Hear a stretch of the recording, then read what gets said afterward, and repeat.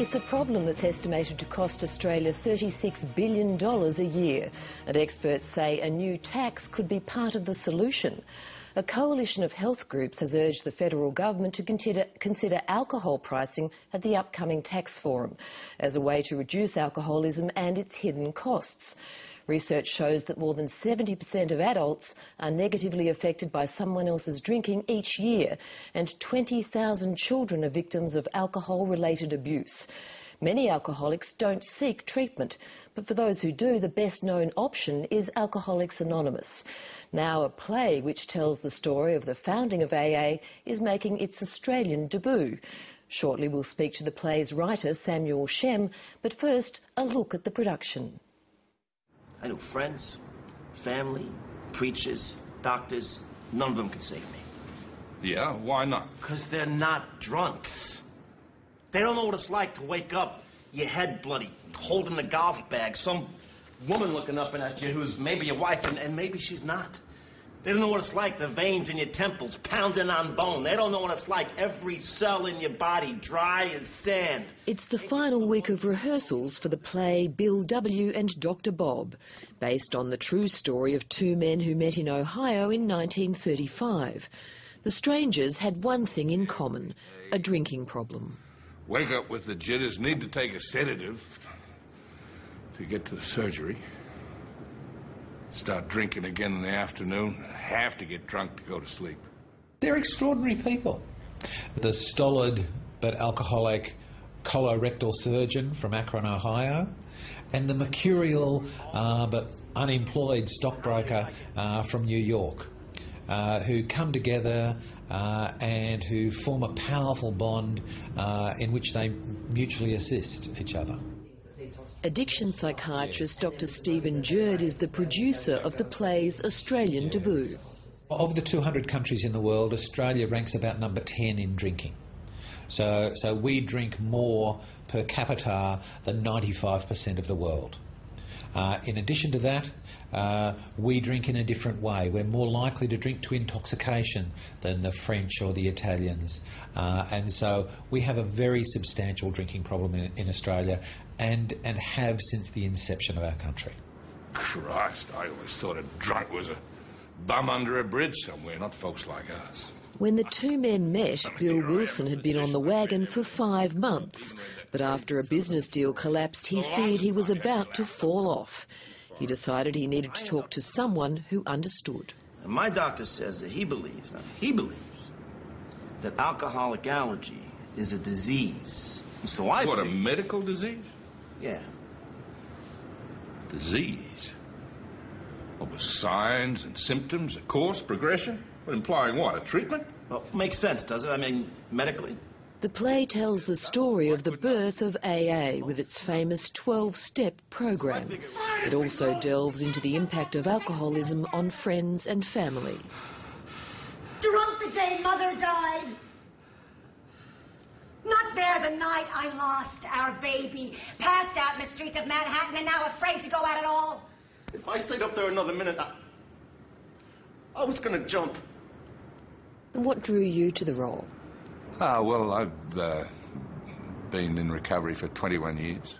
You haven't been a husband or a father for years. You're a weak, contemptible sot. Leighton Watts plays Dr. Bob. For him, many of the scenes are painfully familiar. The lines in the play are things I would have said and have said, you know. It's easy to draw on personal experience, you know. And the writer has obviously got a very, very good grasp of, you know, how it works. And obviously still a very real problem in Australia. It's not just the deaths, it's the living tragedy of it, you know, with people who can't stop.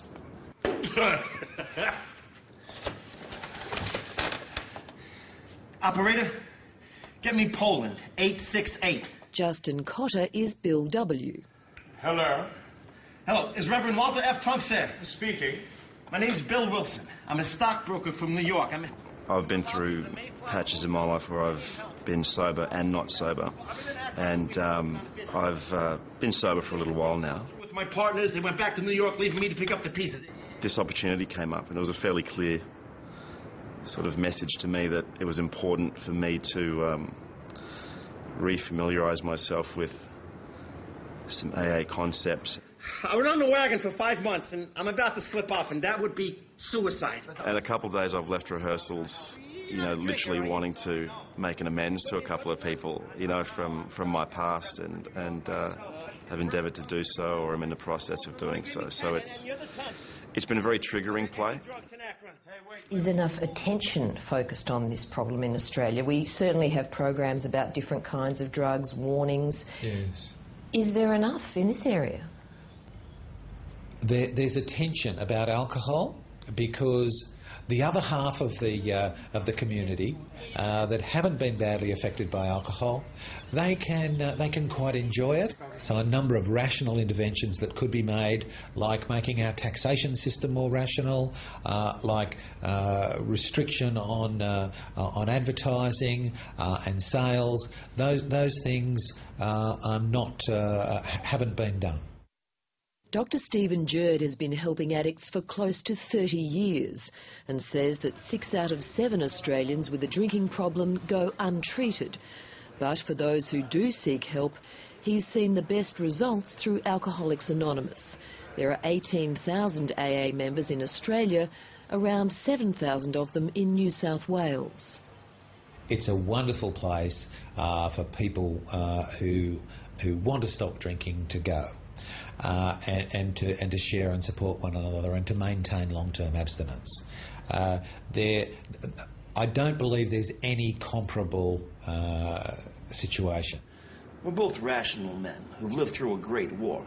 I certainly do want to draw attention to the problem, and this play is a beautiful way to do it, because it not only draws attention to the problem, but it also draws attention to the fact that there is a solution, that people can and do recover from alcoholism. I knew in my guts, like a man knows he's gonna die, that to stay out of that bar, I needed help. And I realized what I needed was another drunk to talk to.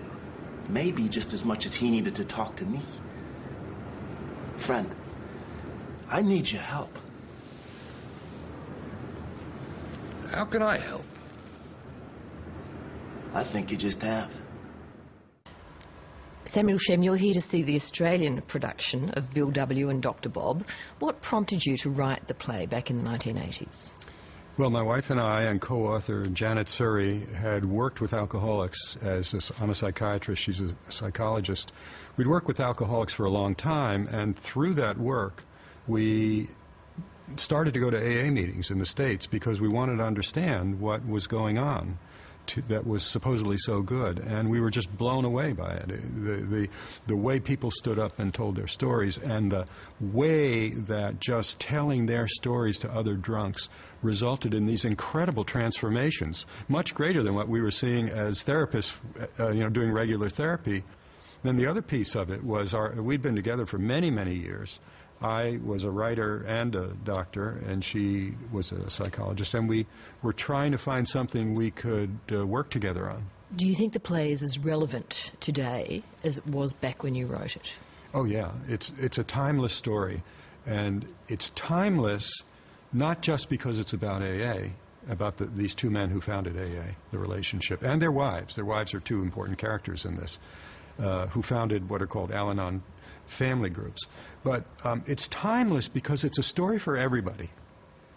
The story is these two guys who were suffering, in this case from drinking, and who were going to die, and who found a way by making a good connection to live. It doesn't matter what you're suffering from. Everybody suffers from something, maybe little or big, but if you're in this theater and you watch this story, you're thinking, well, what is my suffering that I really have a choice between trying to handle it by myself and tough it out and draw the line in the sand, like Americans do, maybe Australians too, or I'm going to ask for help from somebody with the similar suffering, so. How tough do you think it is to tackle problems like a problem with alcohol in countries like Australia and the US? Well, alcohol is a constant. It's a given. I mean, people are going to drink. Someone once said to me the mark of civilization was when people started to brew something into alcohol. You can't stop people from drinking, and a lot of drinking is okay. The thing that I think efforts can be made on are when drinking starts to wreck lives. And sometimes that's clear, sometimes that's not. One of the big things in the United States now, which I think demands being tackled, and we're using the play to do it, is college drinking on college campuses. For some reason, in the last 10 years, that has just, binge drinking has blossomed. Binge drinking meaning having, 10 drinks in an evening or something like that. And 2,000 college kids die in the United States every year, 5 a day, just from alcohol poisoning, not when they get in a car and drive, just from that. And so we're going to use the play to go around to college campuses, not for profit, with a program to address that. So certain areas of drinking can be and need to be addressed by society, but a lot of it is okay. Certainly here there have been certain groups that call for changes in taxation, for tighter regulations on advertising. Right. But do you think it's difficult politically because a large slab of the community like drinking and don't have a problem? I think that's a very hard sell. I mean, something like tobacco, with warnings on packs and other things that people are doing, that actually has seemed to work in the United States anyway, and non-smoking zones. Alcohol is hard. Alcohol is hard. I'm not sure I don't know if that's going to work or not. I really don't. Do you think there should be a greater effort? I think there should be a greater effort in all ways, to identify the problem drinkers, identify the ones that, drunk driving, you have a much more severe, testing, breath. We were amazed to find your breath, what your breath testing is, this random stuff. It's fantastic. I wish they did it in the States. That's an example of really strict, because a drunk gets in a car, it's all over. So it's sort of finding the areas that you can get in when it causes death and tremendous suffering, like child abuse and stuff or sexual abuse, that kind of stuff. I just want to say one more thing about the play that is very important to it and to what I write in my novels and stuff. And that is, when you, as a writer, try to tackle a story that seems very serious, one of the best ways is to find the humor in it, because a lot of the horror in these various different situations of drinking and others, that rides on humor. People, it's just so crazy that it's funny, you know what I mean? So that's what so this play actually does ride on a lot of humor. It's not a big tragedy, and it has a happy ending. It's a very inspiring and redemptive play because these guys succeeded. Not only did they manage to stay alive when they were going to die, literally going to die. Bill was said, in 2 months more, you're dead. They were going to die, but they found a way to just have it go on for millions of people. It's astonishing. So it has a happy ending. Samuel Shem, thank you for speaking to us. Oh, well, thank you. Thank you, Tracy. And the play Bill W. and Dr. Bob is on at the Carriage Works Theatre in Sydney.